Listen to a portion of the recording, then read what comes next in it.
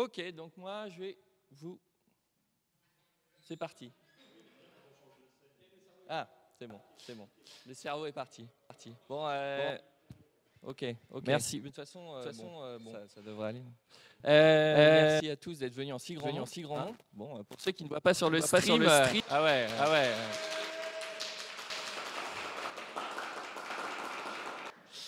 On a donc 6 auditeurs, et un speaker. Non, lui, il est de l'orga, il est deux au fond. Il doit faire autre chose. Donc, moi, ce soir, je vous parle un peu du cerveau.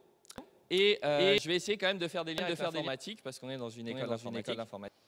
Et donc, je ne vais absolument pas parler du sujet de ma thèse, si c'est ce que vous vouliez, mais de choses générales à savoir, de choses rigolotes sur le cerveau, et de choses qui peuvent vous être utiles dans la vie. Alors, vite fait, ce que j'ai fait moi, mon parcours. Donc j'ai fait Epita, ensuite j'ai fait un master, et j'ai fait une thèse avec une photo où j'ai l'air d'un idiot. Et je travaille maintenant chez Criteo, et on embauche si jamais vous voulez venir, des stagiaires, des ingénieurs, tout ce que vous voulez. Donc, qu'est-ce que le cerveau? Donc, pour ceux qui ne savent pas, c'est l'espèce d'organe qui occupe votre boîte crânienne, qui est assez complexe, qui est composé de milliards de neurones et trilliards de synapses, donc de connexions entre les neurones. Oui, des billions, pardon. Il faut savoir que chaque neurone peut être connecté jusqu'à une centaine d'autres neurones. Donc ça forme un système assez complexe. Et de ce système va émerger quelque chose qu'on appelle l'esprit, la conscience. Donc, qui est composé de votre propre conscience, donc l'être que vous êtes, de vos pensées, ainsi que de vos fonctions cognitives. Alors, oui, je regarde un peu les slides, je les ai faites rapido aujourd'hui, donc je ne les connais pas. Alors, que peut-il se passer dans le cerveau? En particulier, il peut se mettre à déconner parfois. Donc, vous avez dans les séries télé bien des exemples. Donc, on peut avoir des gens qui vont être autistes, qui vont avoir des problèmes de troubles obsessionnels compulsifs, qui peuvent avoir des problèmes de schizoïdes, je ne connais même pas la traduction en français. Je voulais mettre une référence à Softcard, mais en l'occurrence, on a un exemple assez particulier. Donc on peut avoir d'autres choses, plein de choses peuvent se passer dans le cerveau. Et si jamais vous constatez quelque chose d'anormal, en général d'ailleurs vous ne le constatez pas, mais ce sont les autres qui vous le disent, on vous dit va voir un psychiatre. Et le psychiatre, lui, a quelques armes à sa disposition, qui sont par exemple la possibilité de faire passer des examens qu'on appelle structurels, c'est-à-dire qu'on va essayer de voir si l'anatomie du cerveau n'est pas impactée. Donc ça va être des scanners ou des IRM structurels. Donc là, on va voir les cellules, on va voir s'il y a des zones du cerveau qui ne répondent plus ou qui présentent des cicatrices, des tissus abîmés. Mais on peut aussi avoir un trouble fonctionnel. Donc un trouble fonctionnel, c'est un trouble qui existe, mais qu'on ne peut pas voir, qui n'affecte pas l'anatomie du cerveau. Ça va donc être quelque chose qui va se passer entre les différentes connexions. Alors, un petit exemple, pour ceux qui ne connaissent pas, il y a une maladie qui s'appelle la prosopagnosie. Et les gens atteints de cette maladie ne voient pas les visages. C'est-à-dire que quand ils vont regarder une personne, toute la partie du visage va être comme absente, et ils sont incapables de ce fait de reconnaître les gens. Alors, incapables de reconnaître les gens, pas tout à fait, puisqu'en général, ils vont se servir d'autres marqueurs, donc les attitudes, les vêtements, la coiffure, et en général, ils peuvent vous le dire et vous demander de porter un signe distinctif. Donc voilà, c'est une maladie, donc on peut aller voir son psychiatre. Si on est un peu dans le siècle dernier, aller voir un psychiatre au moment où on ne connaissait pas cette maladie, il pouvait chercher toutes les raisons possibles. C'était assez dur à trouver parce que on connaissait mal cette maladie. Il se trouve qu'aujourd'hui, on a des outils supplémentaires pour étudier le cerveau. Donc, vous connaissez peut-être l'électroencéphalographie. Donc, c'est ces petits électrodes qu'on met sur le cerveau qui vont permettre de récupérer les champs électriques proches de la boîte crânienne. Donc c'est quelque chose qui est sympa parce que c'est pas invasif, on va pas faire de trous dans le cerveau, mais on va avoir une résolution temporelle qui est assez pauvre, limitée à tout ce qui est surface du crâne. Alors on peut aller plus loin et capter les champs magnétiques dans le cerveau, donc je ne rentre pas dans les détails, vous avez des pages Wikipédia si vous voulez savoir comment ça marche. Donc on va capter les champs magnétiques qui sont aussi, d'une certaine façon, corrélés à l'activité cérébrale. Et la chose dont je vais un peu plus parler, c'est l'IRM fonctionnel. Donc là, c'est des IRM, comme vous pouvez en avoir classiquement pour n'importe quel examen structurel. Donc c'est la même machine, mais qui a été modifiée pour traquer les molécules d'hémoglobine. Et en particulier, on peut comme ça savoir les molécules d'hémoglobine qui sont oxygénées ou non. Donc, la façon dont on va mesurer l'activité cérébrale, c'est qu'en général, quand vous avez une région du cerveau qui s'active, elle va demander au capillaire le plus proche de se dilater un peu pour apporter de l'oxygène et du sucre, pour pouvoir supporter cette nouvelle charge. Et donc, c'est cette augmentation indirecte de l'arrivée d'oxygène qu'on va mesurer avec cette machine. Et donc, on en déduit l'activité cérébrale. Alors, ça marche plus. Bon.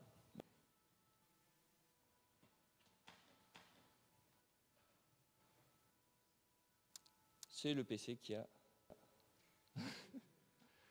Ok, donc on a PowerPoint qui a planté. Ouais. Bon, c'est cool.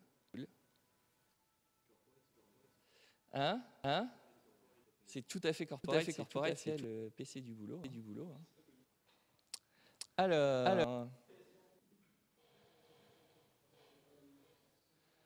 Alors, je pense qu'il y a une vidéo sur celle d'après, ici là. Écoutez, on va essayer à l'ancienne. Non plus.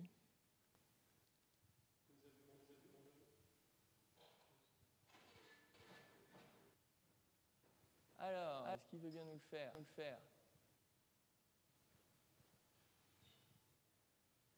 Définitivement non. Ah.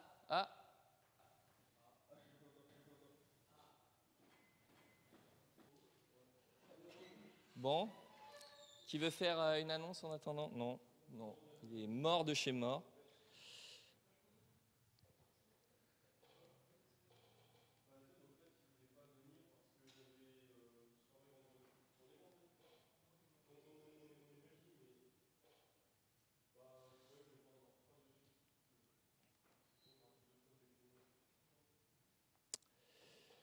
Bon.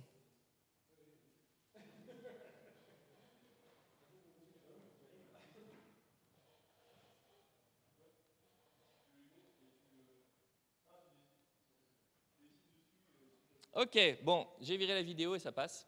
Donc vous n'aurez pas de vidéo, c'est dommage. Une belle activité cérébrale. Alors, comment est-ce qu'on peut faire pour étudier le cerveau quand on a maintenant un outil qui nous permet de mesurer l'activité cérébrale? Donc soit on va donner une tâche précise à faire au patient. Donc par exemple, on va lui montrer des images de gens et de camions et on va lui dire à chaque fois de dire si c'est des gens ou des camions. Donc dans le cas par exemple de la prosopagnosie, ça peut nous aider à savoir ce qui se passe dans le cerveau, parce que visiblement quand on voit un visage, il y a quelque chose qui ne va pas bien. On a aussi un autre protocole qui est l'IRM fonctionnel au repos, c'est-à-dire qu'on va mettre des gens dans l'IRM en leur disant de ne rien faire en particulier, et là on va plutôt chercher à comparer l'activité cérébrale entre les personnes, c'est-à-dire si je mets une personne saine et une personne autiste, est-ce qu'on va avoir une différence? Où est située la différence? Et on va se servir de ça pour mieux comprendre les maladies. Et je ne vais pas parler de la dernière parce que ça n'a pas trop à voir. Donc, évidemment, il y a une vidéo sur celle d'après. Et ça m'a planté à la tronche. Bon. Alors, j'avoue que j'avais prévu des fails, mais pas le... Alors. Est-ce que si je duplique, il est content?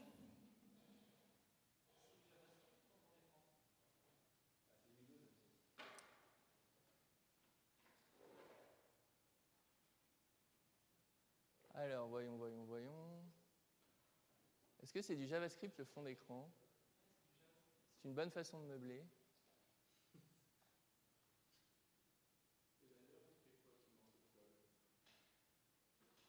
Alors, c'est ça. Non, même en dupliquant, j'avais un petit espoir, mais non. Je pense que la morale de l'histoire est n'utilisez pas PowerPoint. J'aurais dû les faire en LaTeX. Avant, j'ai besoin d'un texte pour ça. C'est ça, c'est ça.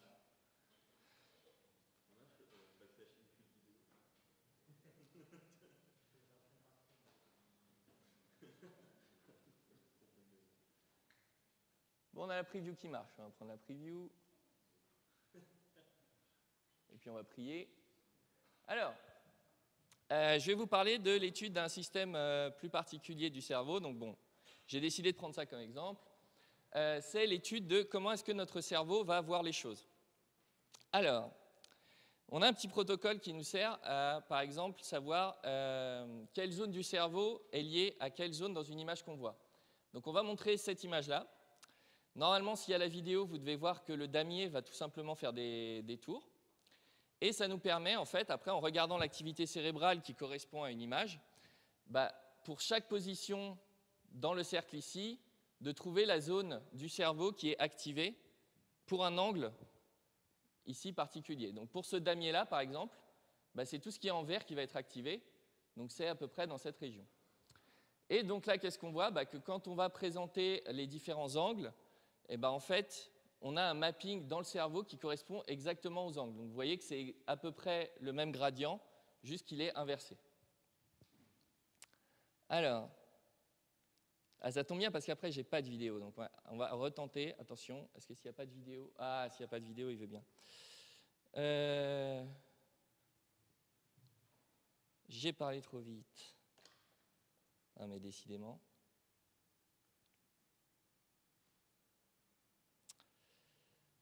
Désolé. C'était la dernière expérimentation. Avec la preview, au moins sur le stream, c'est un peu mieux. Ah ouais? Bon, cool. Alors. Ah, dommage, on verra pas les... Ouais, là, il y avait une animation, il n'y avait même pas une vidéo, quoi. Alors, pourquoi est-ce qu'on voit l'image inversée? Donc, si vous ne le savez pas, votre cerveau ressemble à peu près à ça, c'est-à-dire qu'on a les yeux de chaque côté qui vont être reliés directement par les nerfs optiques à l'arrière de votre cerveau, la partie occipitale. Donc, c'est la partie qu'on voyait dans la slide d'avant. Alors, une chose qu'on a permis de voir grâce à l'IRM fonctionnel, justement, c'est que, en fait, tout ce que vous voyez sur la partie droite, mais avec les deux yeux, arrive dans l'hémisphère droit de votre cerveau. Tout ce que vous voyez à gauche arrive dans l'hémisphère gauche. Ce n'est pas un œil qui est relié d'un côté, un œil de l'autre. Il y a vraiment une séparation des deux. Donc pourquoi est-ce qu'on parle souvent comme exemple, on prend le cortex visuel? Parce que c'est quelque chose d'assez simple. On le connaît pas mal parce que on a des protocoles simples, il suffit de montrer des images à des gens. Et on peut également l'étudier chez les animaux, donc ça a été beaucoup fait chez les singes. Alors qu'est-ce qu'on fait avec cette étude? On va montrer à des gens des barres. On leur montre tout simplement des barres, une image avec des barres blanches et noires, et on regarde où est-ce que ça s'active dans le cerveau. On voit que les barres s'activent ici. Ensuite, on va leur montrer une forme un peu plus complexe. On leur montre des chevrons. Donc c'est tout simplement des chevrons sur l'image. Et on voit que ça s'active un peu plus loin. Bon, d'accord. Ensuite, on va montrer des visages. Et on voit que les visages vont s'activer beaucoup plus loin. Et en fait, qu'est-ce qu'on voit? On voit qu'il y a une espèce de chaîne de traitement dans le cerveau. Donc quand on vous présente une image, il y a des zones qui vont répondre pour des formes de plus en plus complexes, jusqu'à arriver à une zone qui s'appelle la fusiform face area, qui va répondre uniquement au visage. Alors, moi, ce que j'ai observé, c'est que j'avais des zones qui répondaient à ces différentes formes. Est-ce que il y a vraiment une succession de processus comme ça? On va essayer de le découvrir. Enfin, il y a des gens qui ont essayé de le découvrir. Alors, on va se poser une question qui est: quelle est la tâche qu'on veut donner qui optimise notre cerveau? Alors, globalement, notre cerveau, il est bon pour analyser les images naturelles, les images qu'on voit tous les jours. Votre cerveau, a priori, depuis des temps immémoriaux, n'a pas été fait pour lire du texte noir sur une feuille blanche. Ça, c'est quelque chose d'assez récent. Donc, il se trouve que nous, de notre côté, on a des algos, on a des méthodes qui permettent de traiter des images naturelles.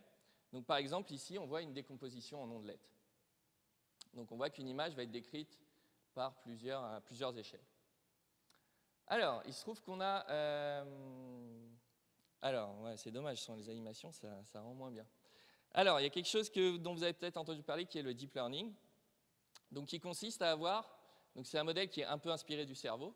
On va avoir en fait des réseaux de neurones qui sont composés par couches et qui vont servir à, basiquement, estimer une fonction. Estimer une fonction mathématique qui peut être, par exemple, avoir une fonction qui prend une image et qui nous retourne la catégorie de l'image. Donc, est-ce que c'est un animal? Est-ce que c'est un chien? Quelle race de chien c'est? Et donc, cette organisation, pour ceux qui ne connaissent pas, globalement, on va mettre les données d'entrée ici. Il y a de la magie qui arrive et on a une donnée de sortie. Alors, il se trouve que récemment, on a fait des avancées avec certains schémas de conception des réseaux de neurones. Et attention, voilà. Et ce qui va nous intéresser, en fait, c'est qu'est-ce qui se passe si je regarde chacune des couches de mon réseau. Et en particulier, est-ce qu'avec ces couches de mon réseau, les valeurs de ces couches de mon réseau, je peux les relier à l'activité cérébrale? Et il se trouve qu'en fait, oui, on peut. Et ce qu'on voit, c'est que quand on est à des niveaux très bas, donc c'est-à-dire là où l'image va arriver, on va avoir des activations qui sont proches de l'occiput, qui est derrière, et on va de plus en plus s'éloigner. Donc c'est exactement le même schéma qu'on avait vu avant, avec les formes de plus en plus complexes qui vont arriver jusqu'au visage. Donc, il se trouve qu'effectivement, on a réussi à faire un lien entre ces algos de deep learning et le cerveau, au moins pour ce qui est de la vision. Alors, on a également d'autres patterns qui existent pour les réseaux de neurones qui servent à avoir des formes de mémoire ou des choses comme ça. Mais une différence... Alors, ouais, là, si je n'ai pas les animations, ça va être compliqué. Évidemment. Donc, une chose à savoir, c'est que les réseaux de neurones et le cerveau sont des choses malgré tout différentes. Alors, différentes pour plusieurs raisons. Déjà, le but même des deux systèmes n'est pas le même. C'est-à-dire que les réseaux de neurones, on va les entraîner à faire certaines tâches précises. Et le rôle du cerveau, c'est en fait de prendre en entrée des senseurs, des valeurs de senseurs, et en résultat, faire des actionnements moteurs, donc bouger, dans le but de garder l'organisme hôte en vie. Voilà, c'est ça le but du cerveau. Donc on a deux buts différents. Donc si je prends un exemple, si je prends un marteau et que je vous tape sur la tête, a priori votre cerveau va s'en remettre, dépend quelle force je tape. Globalement, si on s'amuse à complètement détruire des réseaux de neurones, leur enlever des choses, bon, ça se passe moins bien.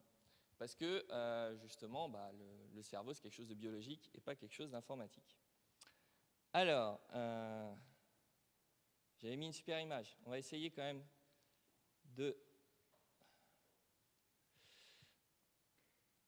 d'avoir au moins les images qui s'affichent.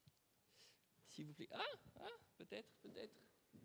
Ouais, alors, globalement, les différences qu'on peut observer, c'est déjà que les réseaux qu'on utilise dans le deep learning, c'est simplement des petites cellules qui vont prendre différentes valeurs flottantes, les additionner et renvoyer une autre valeur flottante, globalement.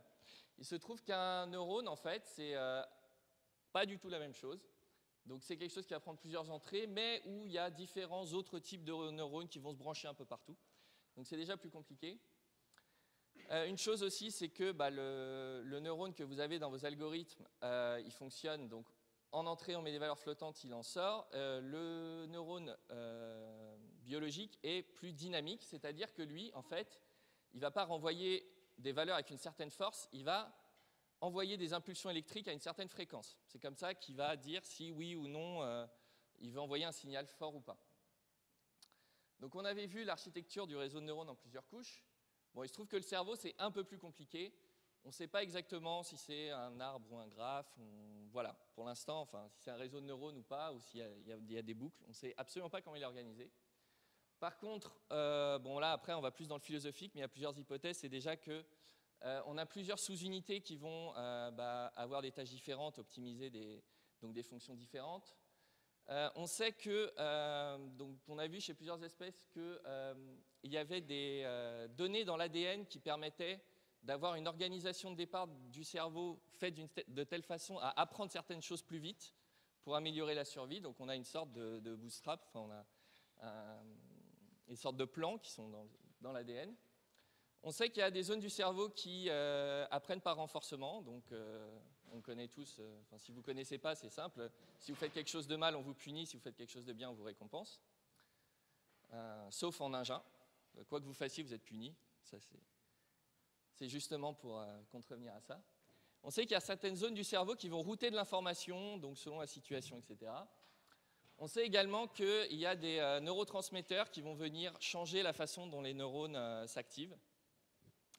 Et donc tout ça, ça fait que globalement, on ne comprend pas trop ce qui se passe. Alors, je regarde vite fait l'heure et... Ouais, il me reste 5 minutes, c'est ça? Bon. Alors, globalement, est-ce qu'on arrive malgré tout à comprendre le cerveau? Eh bien, non. Mais alors, du tout. Et pour exemple, on a un petit ver marin qui s'appelle C. elegans, qu'on a choisi parce que c'est un ver dont on connaît absolument très précisément l'organisation des neurones. Enfin, en tout cas, on peut la mesurer. Donc on sait qu'il a 300 neurones. Oui. Mais il se trouve qu'aujourd'hui, on ne peut toujours pas le simuler. Donc il y a OpenWorm, mais qui n'a pas été validé. On ne sait pas si ça fonctionne ou pas. Donc, bon, déjà, c'est plutôt pas top. Mais vous avez pu voir peut-être dans la presse beaucoup de choses sur le cerveau. J'ai pris des petits exemples fun. Découverte de la zone du cerveau qui rend les humains uniques. Découverte d'une zone du cerveau liée au tabagisme en particulier. Il faut savoir que globalement, alors je ne dis pas que les études sont mauvaises, mais que ce que vous allez voir dans la presse est en général super exagéré par rapport à l'étude qu'il y a derrière. Donc il ne faut pas toujours le croire et que en fait, la connaissance du cerveau avance vraiment petit à petit. Alors pourquoi ça avance petit à petit? Parce que globalement, nous sommes dans un monde globalement capitaliste et que les IRM, c'est très cher. Et c'est assez difficile du coup de mettre en place des protocoles. Et le fait que ce soit cher, ça fait que les gens n'ont pas trop envie de partager leurs données. Donc globalement, la plupart des études que vous verrez, là, que j'ai montrées, c'était 40 sujets. Voilà. Donc vous dites, est-ce qu'on peut extrapoler quelque chose à l'humanité entière à partir de 40 sujets? Bon, c'est pas terrible. En plus, souvent, c'est des participants qu'on va recueillir de façon pas forcément super rigoureuse, typiquement des étudiants, voilà, les étudiants du labo. Donc il peut y avoir un petit biais dans la sélection, ou alors ça peut être vraiment des panels très divers. Juste un exemple, mettre, par exemple des gauchers, c'est vraiment un suicide de mettre ça dans une étude sur le cerveau, parce qu'ils ne marchent pas pareil que nous. Les gauchers, c'est... un autre problème aussi, c'est que les gens qui étudient ça, les neuroscientifiques, ce n'est pas des statisticiens, et des fois, ils peuvent se tromper un peu. Et en particulier, une autre chose, c'est qu'ils ont très souvent une idée en tête et qu'ils vont faire ce qu'ils peuvent pour vérifier qu'elle est vraie et pas tellement essayer de voir si elle est fausse. Alors ça a donné quelques petits trucs rigolos, comme par exemple ici, vous voyez donc l'activation dans un saumon mort quand on lui présente des images avec des émotions différentes. Donc ça, c'est pourquoi il y a eu cette étude, tout simplement pour montrer donc, des gens qui ont mis un saumon mort dans l'IRM, qui leur ont fait le même protocole que font les neuroscientifiques, ils ont appliqué les mêmes méthodes de validation et ils ont trouvé une activité dans le cerveau du saumon mort. C'était juste pour prouver que leur méthode de validation ne fonctionnait pas. Et vous avez peut-être vu qu'à cause d'un bug dans le software utilisé par absolument tous les neuroscientifiques, il y a à peu près les résultats de 40 000 études qui ont été remis en question. Et des petits problèmes. Donc c'est pour ça aussi, petit message, qu'on a besoin d'ingénieurs dans la recherche. Donc n'hésitez pas, si vous avez envie d'un stage dans la recherche, c'est possible. Alors, mais justement, grâce aux informaticiens, tout n'est pas perdu. En particulier, on a obtenu des résultats assez probants, et notamment sur des méta-analyses. C'est-à-dire qu'à force d'avoir plein d'études qui ont des résultats un peu partiels, avec des méta-analyses, on peut agréger tout ça. Si on agrège 1000 études sur la schizophrénie, on peut espérer avoir des résultats qui sont peut-être un peu probants. Et en particulier, vous avez justement là les petites régions du cerveau activées par la schizophrénie. Et en particulier, ce qui nous intéresse, c'est ici le cortex auditif. Donc, il faut savoir que les schizophrènes, quand ils entendent, ils ont des hallucinations auditives, et il y a le cortex auditif qui s'active vraiment. Voilà. Donc, c'est pas qu'ils délirent complètement, le cerveau entend quelque chose, on ne sait juste pas d'où ça vient. Alors, maintenant, une petite question. Qu'est-ce que ça peut me faire que les gens arrivent à étudier le cerveau, en particulier, je n'ai pas Alzheimer, je n'ai pas Parkinson, c'est vraiment les grosses maladies qui sont souvent traitées. Il se trouve qu'il existe des moyens, donc ça vous devez déjà le savoir, pour manipuler votre cerveau. Alors, en particulier, l'une de ces méthodes sont basées sur un des modèles de fonctionnement du cerveau qui s'appelle la dissonance cognitive. Et je vais devoir passer très rapidement parce que j'ai plus le temps. Globalement, ça consiste à dire que quand votre cerveau est mis face à une contradiction, il va essayer d'arranger la situation comme il peut parce qu'il n'aime pas du tout être contredit. Donc l'un des exemples, c'est la paralysie du sommeil. Donc quand vous dormez, il se trouve que votre cerveau a un petit interrupteur pour désactiver l'activation des muscles moteurs de votre corps. Ça lui sert parce que tout simplement, quand vous rêvez que vous marchez, s'il n'y avait pas ce petit interrupteur, vous marcheriez et ça s'appelle somnambulisme. Donc, je fais ça parce que j'ai les mots anglais qui me viennent en tête, je ne me souviens plus des mots français. Il se trouve que des fois, vous vous réveillez et que le cerveau n'a pas éteint ce switch. Donc, vous vous réveillez et vous ne pouvez plus bouger. Donc, je ne sais pas si c'est déjà arrivé à quelqu'un. Oui. Alors, là, le cerveau, il a un problème. Il se dit, je suis réveillé, je suis normal, j'ai toujours pu bouger, là, je ne peux pas. Il se trouve que chez certaines personnes, ça va provoquer un petit effet indésirable, qui est que le cerveau va inventer un monstre qui est dessus en train de vous maintenir immobile. Parce que pour lui, c'est la seule probabilité, enfin, la raison la plus probable pour laquelle vous êtes paralysé. Donc ça, c'est un des exemples. Il se trouve qu'on a des choses un peu plus fines. Donc, par exemple, mettons que vous soyez non-fumeur, on vous fait passer des petits tests sur est-ce que fumer c'est dangereux ou pas. Donc vous allez dire, waouh, fumer c'est dangereux. Puis un jour, il vous arrive un truc et vous vous mettez à fumer. Alors là, le cerveau, il a un problème. Il se dit, je suis fumeur et je sais que fumer c'est pas bien. Alors, bon, c'est quand même pas top parce que moi, mon but, alors même si vous êtes dépressif ou quoi au niveau conscient, le but du cerveau, c'est de maintenir le corps en vie. Donc, il se dit, voilà, je vais résoudre ça simplement. Fumer, c'est pas si mal, en fait. Donc, quand on refait passer les mêmes questionnaires à des gens, une fois qu'ils se sont mis à fumer, tout d'un coup, fumer, ça devient quelque chose qui a assez peu de conséquences. Voilà. Donc ça, c'est parce que arrêter de fumer, c'est quand même vachement plus compliqué. Alors, une autre chose qui peut arriver, c'est ce qu'on appelle les faux souvenirs. Donc, je vais passer rapidement. Vous pouvez trouver plein de vidéos sur le net, des TED Talks là-dessus. Donc, globalement, par exemple, quand vous avez un traumatisme, vous pouvez ensuite avoir un problème de dépression. Donc, traumatisme, j'en sais rien. Souvent, les soldats partis à la guerre, tuer plein de gens, c'est pas cool. Et on va vous dire, écoute, va voir un psychiatre. Donc, le psychiatre a une arme pour aider votre cerveau. Bon, je n'ai pas le temps de rentrer dans les détails, mais globalement, les souvenirs traumatiques, c'est des choses qui sont bloquées à certains niveaux du cerveau. Donc ça encore, c'est des hypothèses, hein, c'est très, très spéculatif. Mais que du coup, le cerveau n'arrive pas à processer normalement comme un souvenir, donc il n'arrive pas à, globalement, il n'arrive pas à passer à autre chose. Et le psychiatre, il va vous parler d'une certaine façon, et il va faire en sorte que, à un moment, il y a un souvenir qui va émerger et qui va être miraculeusement la cause de votre trauma. Et du coup, en fait, ça vous aide à vachement mieux l'accepter. Et vous êtes guéri. Donc, ça, c'est quelque chose qui est assez souvent utilisé quand vous faites une thérapie.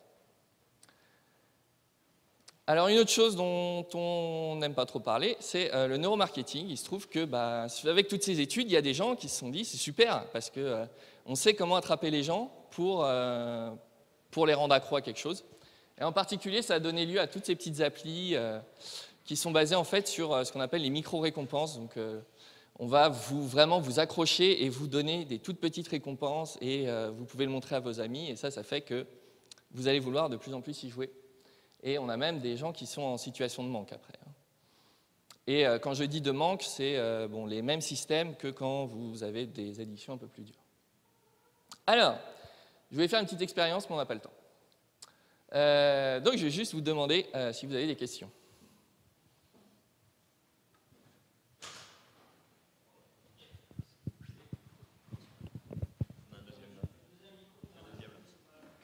Waouh, on est équipé maintenant à Epita, c'est fou.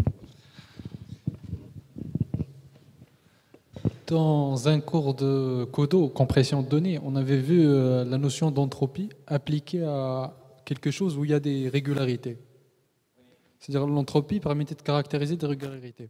Et je m'étais dit que quand il y a une œuvre d'art, on est tous sensibles à l'art parce qu'on est capable d'observer des régularités ou de les ressentir. C'est comme si le cerveau il était capable de calculer l'entropie.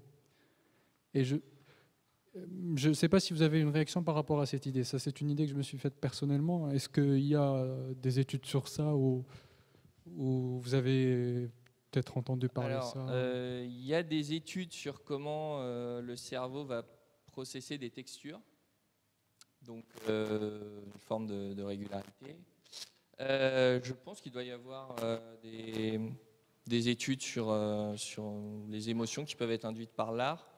Il y a beaucoup d'études sur les émotions, mais alors un lien entre les deux, moi j'en connais pas. Merci. Mais il faut chercher. On peut chercher après. Oui. Tu faisais le parallèle avec du deep learning. Dans le deep learning, il se trouve qu'on est sur un modèle où à chaque fois toute la couche est active avec des niveaux d'activation qui sont discrets mais toujours très présents. Et il semblerait a priori que le cerveau ne marche pas du tout comme ça, qu'il soit discret et pas continu dans ses activations, et puis qu'il soit surtout très sparse. Ouais. Je sais pas comment dire en français. Parcimonieux. Voilà. Celui-là, je connais. Exact. Donc, à la lumière de ces trucs-là, qu'est-ce que tu penses pour l'avenir du deep learning, justement Je pense que le deep learning a de beaux jours devant lui parce que ça fonctionne. Après, est-ce qu'on peut vraiment faire un parallèle entre deep learning et le cerveau? Donc là, j'ai vu que sur le visuel, ça marchait pas mal. Globalement, sur les autres, ça marche pour l'instant pas. Donc, alors, est-ce que la question, c'est peut-être, il y a des projets en ce moment pour, à horizon 2025, simuler un cerveau humain. Et ils avaient pris comme base le deep learning. Je ne suis pas sûr que ça fonctionne, mais je pense que le deep learning peut continuer d'avancer. Il n'a pas besoin de ressembler au cerveau. Du coup, ma question c'était plus, est-ce que tu penses que les modèles que les sparse models ont plus peut-être un plus grand potentiel que les modèles qu'on utilise maintenant, que les modèles denses? Je ne sais pas. Okay.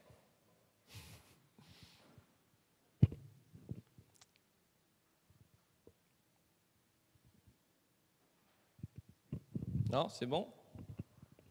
Eh bien, merci. Je passe la parole au suivant.